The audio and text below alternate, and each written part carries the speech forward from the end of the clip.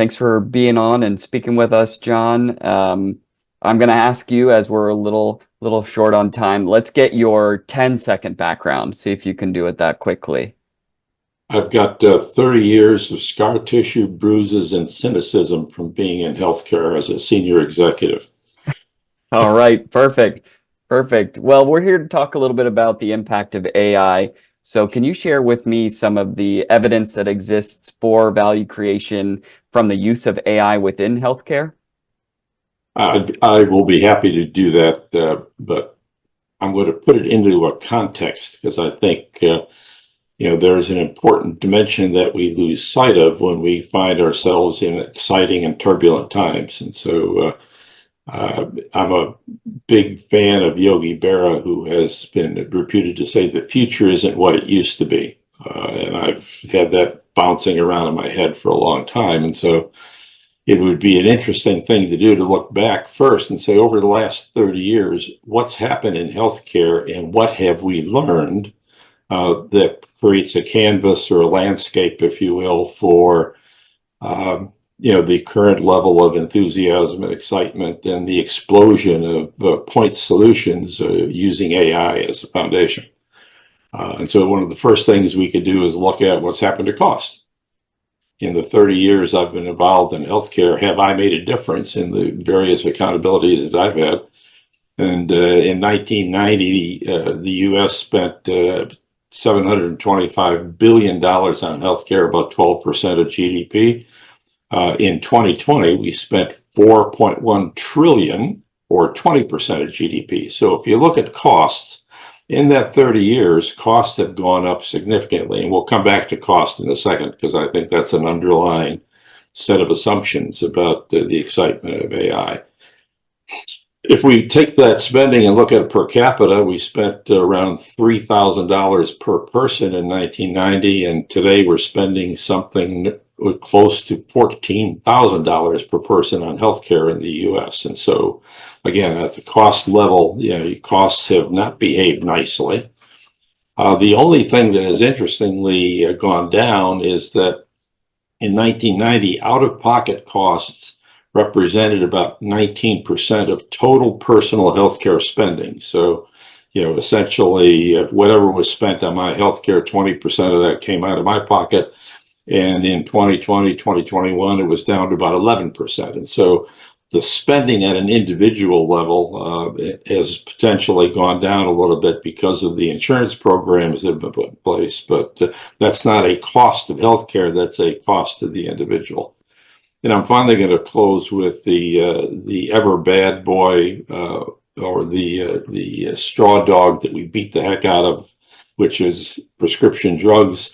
1990s, we spent 40 billion, and today we're spending 400 billion. And so when you look at costs, you say, well, for all the things we've done in healthcare, costs haven't gone down. Let's optimistically look at has quality improved? And you can see if the costs have at least got us something. In 1990, the average life expectancy at birth was 75. By 2010, it had increased to 79, and as of 2020, 2021, it had gone down to 77 due to COVID. The good news is, however, that an infant mortality in 1990 was 9 deaths per 1,000 live births, and in 2020, 2021, it was down to about 5. So we're certainly having less children die at birth, which is a good thing to do. Readmission rates have not changed a whole lot. They've decreased a little bit. Patient satisfaction has gone up. Preventative care has gone up. Chronic disease management costs have gone up.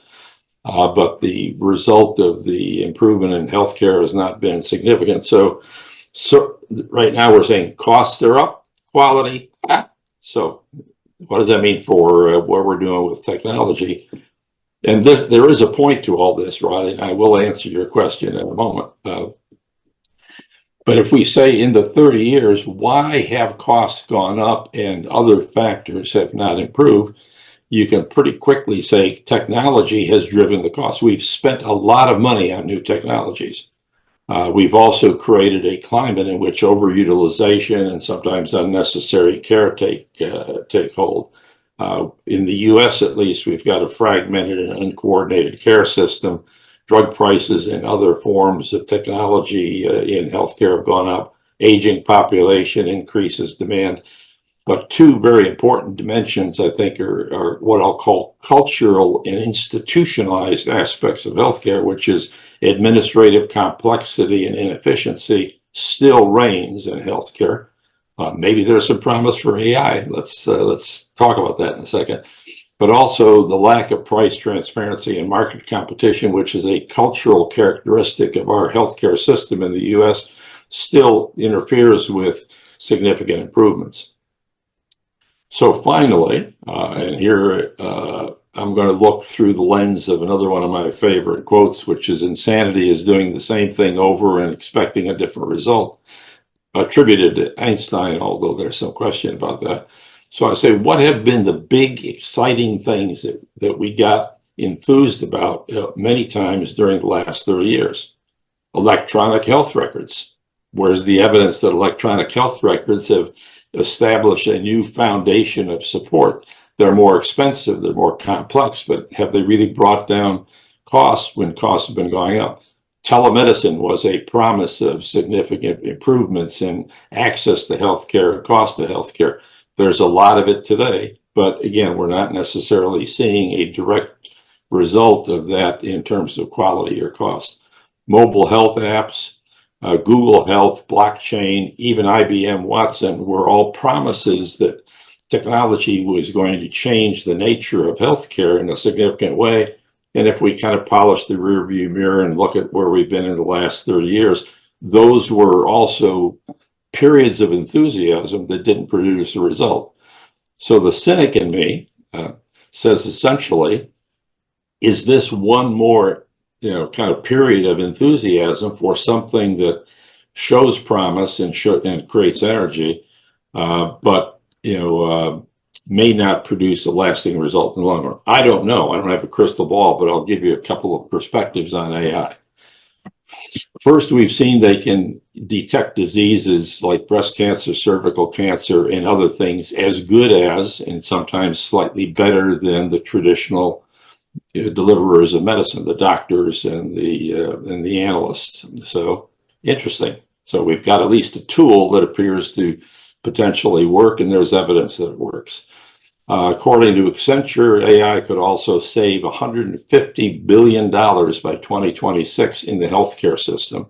I haven't figured out where that it's going to come from yet, but at least those claims are being made by people smarter than I am.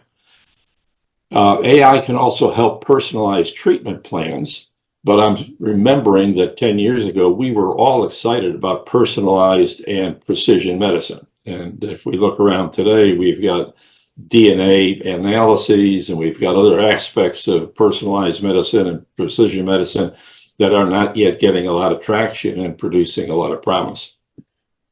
AI has predictive analytics and risk stratification capabilities that are being shown in point solutions. Maybe that'll have some additional traction. But also in the area of the unmanaged cost, or the difficult to manage cost of administrative capability, there's evidence that AI-powered chatbots and virtual assistants may actually get some traction in that healthcare space. Now, those are all speculative because we've got examples of success, but we don't have what I call ubiquity in those examples yet.